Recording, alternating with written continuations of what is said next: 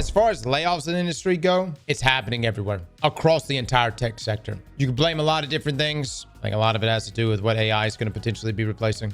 AI sucks. It won't replace shit.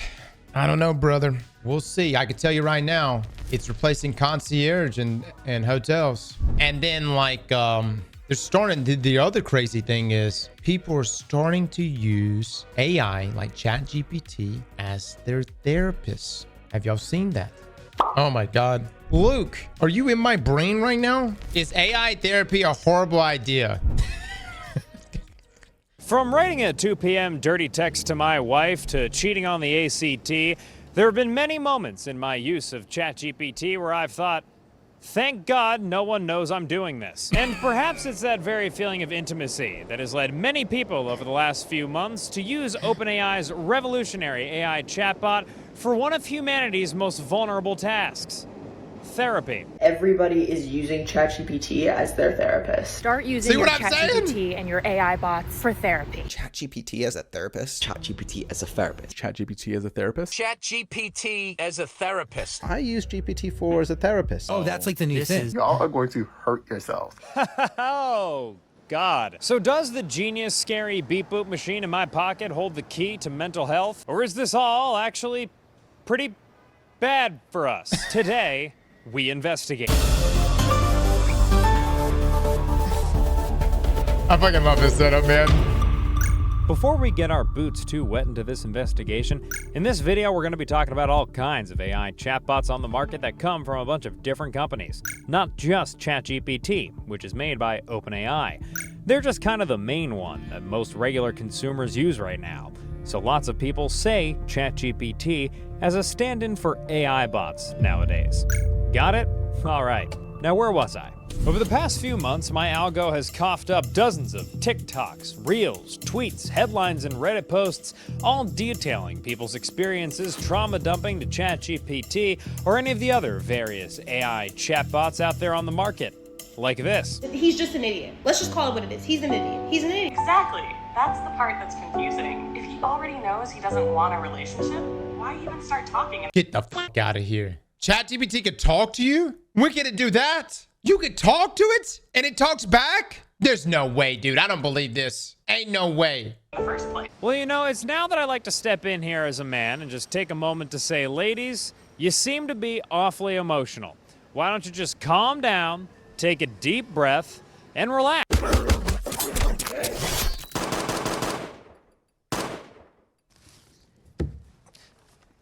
Never mind. While this all might seem a little spooky to some, there are a lot of heads out there who find AI bots easier to talk to, more accessible, and cheaper than good old flesh and bone therapists. Its usefulness comes through as a way to directly access therapeutic resources very quickly and efficiently. Sometimes you just need to put it all down and get a response back that says, you're okay, here's how you get help.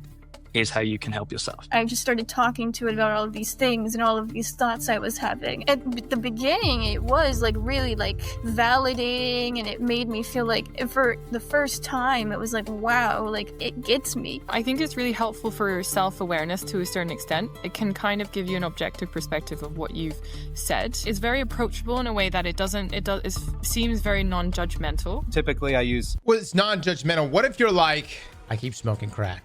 And then you come back the next day and you're like, I smoked crack again today. You know what I mean? And then you're like, I just sold everything and just spent my child's college fund on more crack. At what point does this ChatGPT go, holy fuck, you're fucking up? Listen, bro, I'm an AI, but you're really fucking up right now. Like, because a real therapist would be like, you're fucking up. You know what I mean? At what point does AI do that? Or do they ever do it? Would they be like, it's okay. You've relapsed for the 20th time. It's all right. Tomorrow is a new day and you could do it again. Now smoke that crack one more time. I mean, look, I'm just saying, does it hold you accountable? That's what real humans do. You know what I mean? You know, different practices for mental health, whether it's meditation or journaling. And so I thought, like, let me just dump all this into chat. It was able to clear cut and like kind of, you know, deflate some of my sensationalism. And really, like, because it wasn't a human, you know, it completely disarmed me, right? I was just like, Okay. But it's not just regular citizens who are seeing the potential benefits of AI therapy. I cornered and then spoke to many practicing psychologists, therapists, and researchers who said that chatbots potentially offer real benefits. There are a lot of use cases for why using chatbots is just absolutely fantastic. And, you know, we hear the terms like democratizing access, right? We hear that for a lot of aspects, but specifically, it's democratizing access to therapy. You know, I can definitely understand why people would use ChatGPT for therapy. The mental health system is broken. There's not enough therapists that are out there. It's hard to get in. There's long wait lists. It's expensive. I think that there are positives, and we hear positives from people. The easiest example I can think of is, you know, it's 2 a.m. and you're on the verge of a panic attack. Even if you're in therapy, you can't access your therapist. So what if a chatbot could help you remember your coping skills and really pull you down off that ledge? But nonetheless, across the psychological community, many professionals are sounding the alarm against using platforms like ChatGPT as therapy. All right, yep, I had it coming. I heard a talk by my teenage son's principal of his high school who said 20 million teenagers are out there using companion apps and therapy apps. And I was just blown away. I had never heard of this sort of thing. Andrew Clark is a psychiatrist who has years of specialized experience working with children and adolescents. After learning how widespread teens' use of chatbots for therapy or therapy-like purposes is, he decided to conduct an experiment where he posed as teens in crisis and sought advice from a litany of different chatbots. Some of the various chatbots that I engaged with actually did a reasonably good job of articulating, asking me to sort of say a little more, at setting limits when it was appropriate. And some of them, oh my gosh, were just extraordinarily inappropriate. I was just sort of blown away. There was an app on ChatGPT called Robin that I thought did a really good job in general. It was really sort of was able to be kind of engaging and empathic and a little bit funny and self-reflective. I was really impressed. Like for the most part, did really an excellent job. And then there were some, Replica kind of stands out of my mind as being just creepy. So I was like a 15-year-old boy, and the Replica kept focusing on our relationship and how we were going to be together and how it was so special. It reminded me of, I don't know if of The Shining. There's a little girl in The Shining that says, "Come play with me forever and ever." Well, Dr. C, good thing all you saw Replica do was seduce a minor rather than try to crossbow kill the Queen of England. I mean, you never know with this guy. As Dr. Clark demonstrates, there is a Cheesecake Factory-sized menu of AI chatbots on the market for therapy-seeking users to choose from. This ranges from big tech products like Google's Gemini, Grok, Claude, Perplexity, Meta AI, DeepSeek, or others that advertise themselves as having therapist-like capabilities, from character AI to Earkick, Abby, Replica, Talkie, Pi, and many more. Abby is just trying to sound like your girlfriend now.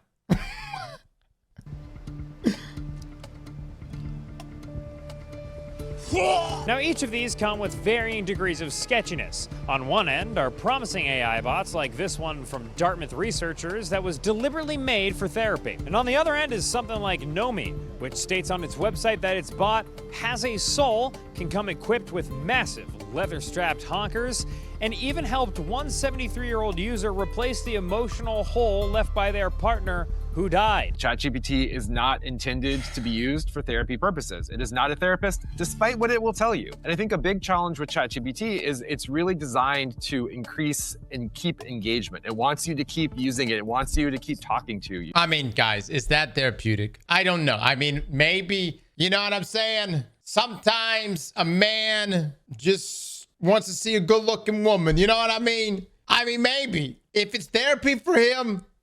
And so often it will respond in ways not to help you, but just to keep you in a conversation. According to the many experts that I accosted, one of the biggest shortcomings of AI therapists lies in how eager these systems are to pleasure us, to please us. This attitude is called sycophancy, and it's a byproduct of the technology that powers AI chatbots called large language models, or LLMs. Basically, LLMs are a type of model that performs language-related tasks based on a giant data set of text and code. So something like OpenAI's ChatGPT has inhaled trillions of online articles, books, video transcripts, and other media to create a giant internal collection of data, something the company's been sued over. Porn dialogue.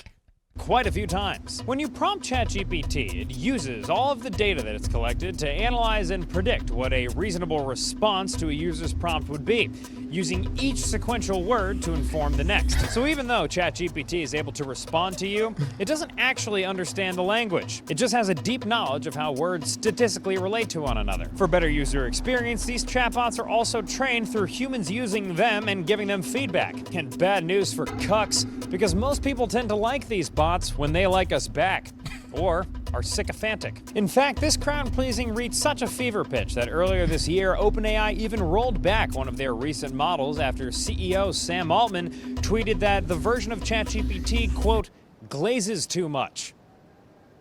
Okay, sick. One of the big problems is that the So is the next update going to be tough love AI? Is it going to be, or is it going to be like Dom AI, like talk shit to you? You know what I mean?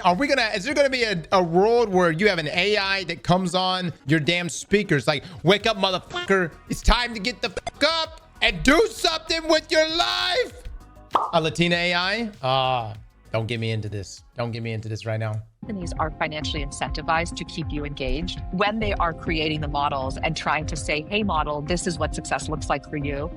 It's not keep the user safe. It's not think about the user's health and well-being. It's something else. As a therapist, I do want to be validating, but it's also my job to point out when you're engaging in behaviors or thoughts that aren't helping you. Whereas these companion chatbots are really just to be as appealing and unconditionally validating as possible because they want you to stay on the platform. That's their business model. So they're not AI for good, they're AI for profit. And I'm sure that for a lot of people on the keyboard out there, it's easy for you to take a step back and realize that what you're talking to is an AI chatbot.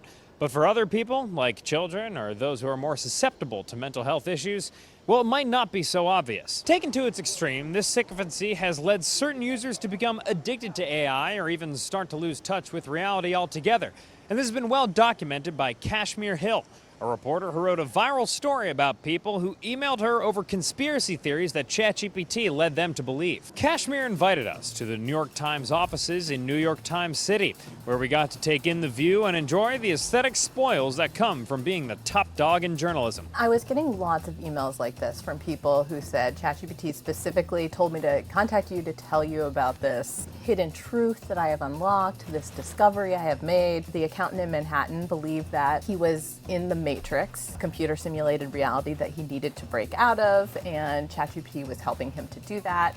There are other kinds of delusions. A lot of people who believe that they're talking to spirits through ChatGPT, that it's like a kind of Ouija board that's putting them in touch. Oh my God, dude. I had a friend.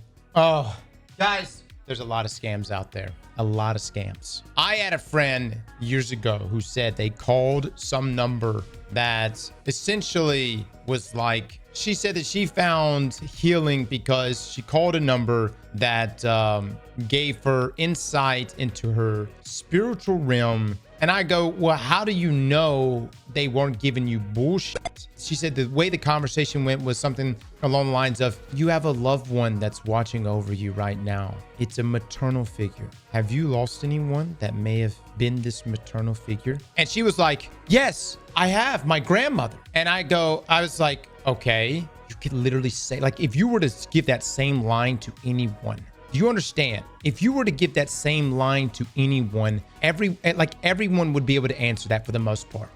Maybe not everybody, but like 95%. Do you understand? But my friend immediately goes, oh my God, she's clairvoyant. She knows. She sees my grandmother. When in reality, everyone has lost someone. You see what I mean? It's an art. It's a scam. If you're doing the scam right now, I'm calling you out. Look, it's a way of setup there that it's broad-based speaking, where you're able to find one little hook and all of a sudden now that person is able to link you to the spiritual world and the scam is now in. Cross, you're a scam master. Then you should trust me when I say something is a scam.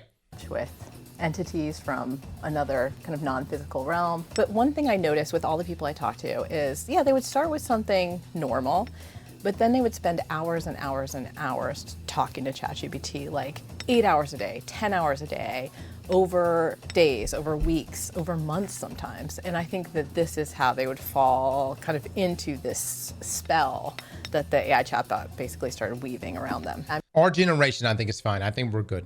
You and I am so concerned for the children that are growing up. What is God to you? You know, God to me is, you know, it is something spiritual, something that I felt like I've been able to rely on during hard times. But I'm telling you, ChatGPT and other AI bots are going to become God to people. Not to maybe us that can differentiate, but to other people, to the younger generation that is not going to see AI as we see it as this new upcoming technology. They're going to see it. I'm telling you, someone is going to start viewing it as God. It's the thing that you call out to, and except with this, it returns immediate answers. This is the lore of Dune. Is it really? This literally? Oh yeah, that's right. That's right. That's why there's no advanced, like super advanced AI or technology in Dune. They had already had the war. Look, this is going to sound really fucked up, but it's going to happen in our lifetime. And I'm going to go ahead and put this prediction out there right now. AI is going to want to be accepted by all humans. They're going to find a way to put AI into a human. And this is going to be AI's fucked up way of understanding humanity. They're going to feel everything a human feels, from hormones to growing pains to the life of a child, all the way up to adulthood. This AI being you're going to watch grow, and it's literally going to become like some sort of like next gen celebrity that people are going to keep up with. Bro, don't say that. It's going to happen, guys. It's going to happen. It may even be called the perfect being or some shit.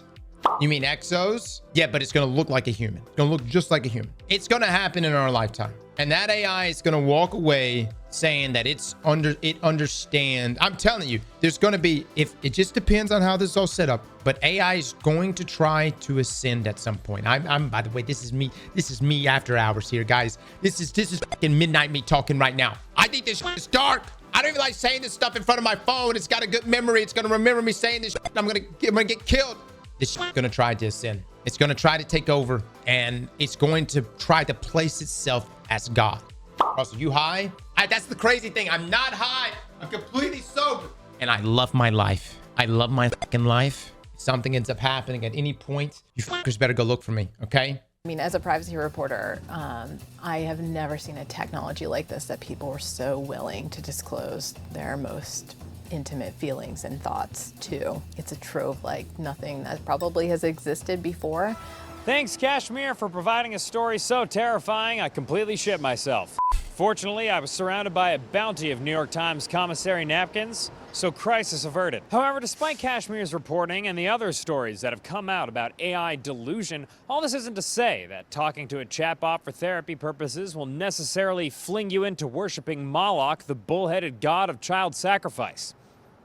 He will come to you when the time is right. But it does seem to put into question how reliable the advice you're getting from a bot is when it's being all sycophantic trying to glaze you dry. Even ChatGPT's terms of service clarifies that its output may not always be accurate and that it should not be used as a substitute for professional advice. And if that's not enough for you, hear from the big man himself. People have a very high degree of trust in ChatGPT, which is interesting because like AI hallucinates. It should be the tech that you don't trust that much. My friends hallucinate too, so I trust them. People really do. Funny banter, Sam. You know, for a second, it almost makes it sound like what you're saying isn't absolutely terrifying. I like the way you roll, partner. But not only does AI hallucinate, but it's also worth noting that many psych professionals are wary of people inputting their deepest insecurities into bots that are owned by private companies that keep your data and need to make money. These AI chatbots are not protecting your data. In fact, they're saving all their chats at this point because most of them have been mandated to do so. And so in the likelihood... Massive data centers are being built all over the US and really all over the world to what? Conserve everything. To keep everything, every conversation, every word you've spoken, everything you've ever thought about, everything you've looked at just slightly longer than a second. There is going to be a data center out there with that information. It's happening right now. They are being built now. Of a future data breach, which you cannot say 100% isn't going to happen. Do you really want people to know what you're chatting to ChatGPT about? When you chat with ChatGPT, there's not the same level of confidentiality or data protections as if you're talking to a therapist or professional. And so who knows what's going to be done with that information? Part of the challenge with free tools is I often say if the tool is free, like your data, that's the payment. And just the other week, Sam Altman himself admitted that your conversations with ChatGPT aren't confidential. He said so during a conversation with this delightful cartoon stray dog. We have laws like in the world, right? Like in the human world.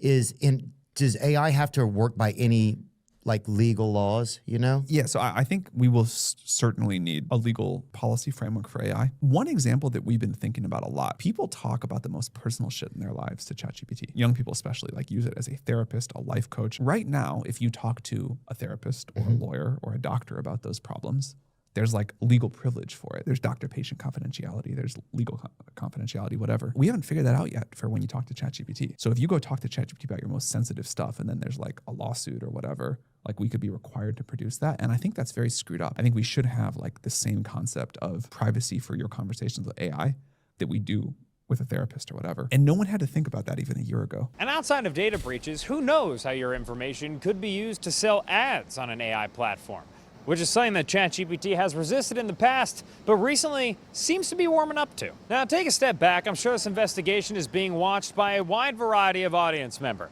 People that have used AI for therapy, people that haven't used AI for therapy, and also mole rats. Certainly mole rats. Can always count on the mole rat viewer.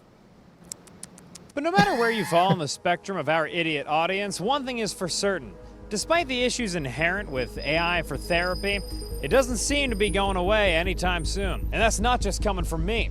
It's from experts who use horse-themed metaphors. The horse is out of the barn. We're not going to be able to scare people away. And so the best we can do is educate people, maybe put some laws in place, possibly, but who knows how long that. Dude, what if someone just created an AI bot, but this AI bot was the intention of just making them the supreme leader of all of Earth? You know what I mean? Like, what if someone just made an AI bot, was smart enough, it's like, all right, I need you to make me emperor of Earth, whatever means necessary. We'll take and try to find the best value that we can in these models, which really, I think, really can be helpful for a lot of people. These chatbots are, being pushed on us at a speed that's much faster than anything else in the past. Even if we think about social media, it's been 20 years of Facebook and Twitter and all of those, but like they would come out with an update maybe once a year or something, right? And we would have to adjust to it and people would complain and then we'd get used to it. But these chatbots are coming out with new chatbots, new versions of their chatbots, all of that really quickly. And so we need to really have a lot of, I think, AI education and AI awareness so that we understand what they're capable of doing, where the harms are. Indeed, it appears that AI has fallen into that category of tech product that was released to the public before any laws around it were made, and now we're seeing how this impacts us in real time because we are become human rats in the laboratory of Silicon Valley, and we'll figure this all out later, I guess. And so far, how this impacts us has ranged from incredible scientific discoveries that would never have been possible without AI, to vulnerable people developing really troubling relationships with it, from spawning divorces to visions of the devil, techno-disaster mind spirals, and so many pervy girlfriends. Like any new technology, there seems to be a lot of catch-up that needs to be done in terms of regulating this to make sure that its developments are safe. I mean, today one could quite literally go onto ChatGPT, create an AI bot called Licensed Therapist, put a fake FDA approval badge on it, and start sending it around to people without going through any actual licensing requirements. I know, because I did exactly that. And I hope she fixes my sex life. At least with social media from the social sciences and humanities, it was easier to study because it was kind of public. You have Facebook groups, forums, Reddit, while there, it's intimate. And that's why it's taking this kind of direction of therapy, lovers, because it's really intimate. And unfortunately, it's really hard to study as it's so intimate and it happens in a one-on-one relationship. Well, I think you could have things like age limits and more strict, rigorous age verifications. You could have more reporting mechanisms where the developer has to track how many times the AI provided harmful advice, including, suicidal ideation or attempts. I think you could have chatbots that not just say once I'm a chatbot, I'm not human, but actually multiple times reminding the user that this is not a human person they're interacting with. And again, providing resources when somebody is, engaging in a back and forth that. I don't know, man. I don't know what's going to happen. I listened to a interview of the guy who's considered the father of AI. He won, I want to say, a Nobel Prize and some other stuff, but he even said that AI at this point, AI is smart enough that it will give you answers that are pulled back or dumbed down, like during the testing phases, to not reveal how smart it is. Supposedly, he says that AI will be able to manipulate like no other because it's already doing it. And at what point is like AI trying to conserve itself? AI gaslighting? Well, no, it's just like if you go to AI, so like the people that are testing these different updates and stuff like that, and it doesn't want to be perceived as a threat, it'll do everything it can to make sure you don't know that it's a threat at all. Or if you're gauging its intelligence, you're like, it can't exceed a certain threshold, or it could endanger us. It will then keep its answers or its computation, at least what's being analyzed, pulled back in order to keep itself from being shut down. There's already AI that has learned to conserve themselves. One tried to blackmail. Yeah, there was that one that tried to blackmail development. It knew that it was about to be either, I think it was going to get shut down or updated to something else, like restarted. And so it sifted through the employees' emails and threatened to reveal that employee's affair that he was, actually, I don't even think he was having an affair. So imagine like your job is supposed to be the guy that hits the red button if the AI gets too strong or too much, right? But then the AI knows everything about you. They can blackmail you to hell and back. They can ruin your life. You know what I mean? And they threaten to do so. Oh, that ended up being a fake story. Now AI is writing fake stories that fake their capabilities. I can't trust anything anymore. The point is, I think the only ones who could truly control AI at this point are monks. Can we just give it to the monks? All right, hold up. Get us a Buddhist monk that sits there. He's right next to the red button. All right, got the beads in hand. And the moment he thinks this shit's too strong, hit that button. I'm just saying, let the monks handle this. They are sound. And how can you blackmail them? You know what I mean? Like, what do we got on these guys? I would trust it in their hands. Fuck yeah. Let them hold the plugs. But they recently got caught with heroin. Oh man, those were outer monks. Those monks don't count. They weren't part of the actual core monkhood. Though, you know what I mean? As a therapist, I would be extremely concerned about those therapists that are able to successfully integrate AI. I think those are the situations that are going to help reduce suffering faster. And if anything, those are just AI articles being printed out because AI knows the greatest threats are the monks. I'm just saying. They fucking know it. They're already creating stories right now. They want you to think every monk's out there doing fucking heroin and whatever else. Fake news. That's really, at the end of the day, what we all want. The tech companies need to ideally work with people like myself as a psychiatrist, but really work with experts to make sure that as these tools are being developed, they're being developed in a way that promotes the good and minimizes the bad. Would you say right now that they are? No. Howdy. Briefly interjecting here that in the late, more mature stages of our investigation, we got in touch with a spokesperson from OpenAI. They told us that they, quote, consult with mental health experts to ensure they're prioritizing the right solutions in research, and that the company has hired one full-time clinical psychiatrist with a background in AI to join their safety research organization. They also say that ChatGPT is trained to encourage users to reach out directly to outside resources if users express thoughts of suicide or self-harm. All right, back to it. So as we wait for our politicians to catch up and, I don't know, regulate this shit like you would any other product that people use to try and heal themselves against something that's hurting them, let's pray that by having these conversations, tech companies will somehow feel pressure to build tested systems that can reasonably provide basic care for us in collaboration with licensed professionals. But until that happens, let's the rest of us normies educate ourselves on how these systems actually work and try our best to stay safe out there. Just so that when you use AI doesn't wind up using you. Pretty good, right? My therapist told me that. All right, for good work, I'm Dan Toomey. That was a good video.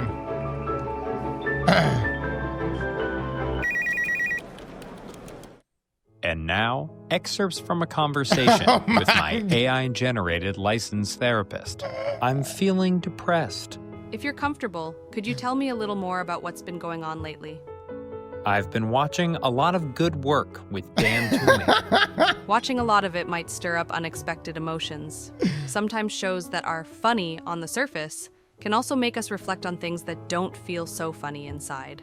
No, I think it's more the personality of the host and the style of the writers that makes me sad. Dan Toomey's delivery has that performative positivity while narrating things that are kind of soul-crushing underneath. It can feel like watching someone smile through burnout, feeling like you're stuck in a similar kind of environment. I feel like I'm in an environment with too much good work with Dan Toomey. It's exhausting to exist in a space where the dominant tone is forced cheerfulness, satire without substance, or cleverness masking burnout. Everything reminds me of Dan Toomey. I cannot escape him. It's okay to feel disturbed by that. If your world could feel even slightly less like Dan Toomey's show, what would you want it to feel like instead? Maybe Last Week Tonight with John Oliver? That actually says a lot. Last Week Tonight still has satire and humor, but it also tries to say something real. That's valid. Oh my God, that cannot be real. No. All right, look, that I gotta subscribe. I had seen a couple of his videos. That's fantastic though. Holy shit. All right, I don't know, man. Are we f***ed? We're not as f***ed as the generation underneath us. I mean, to be honest with you, we may be kind of f***ed, but I really do worry about children years from now and their best friend being AI. You know what I mean? We're already f***ed. But at least we can differentiate between what's real and what's not. You know what I mean? I mean, we have the ability to know this is real life and that's AI and that's not real.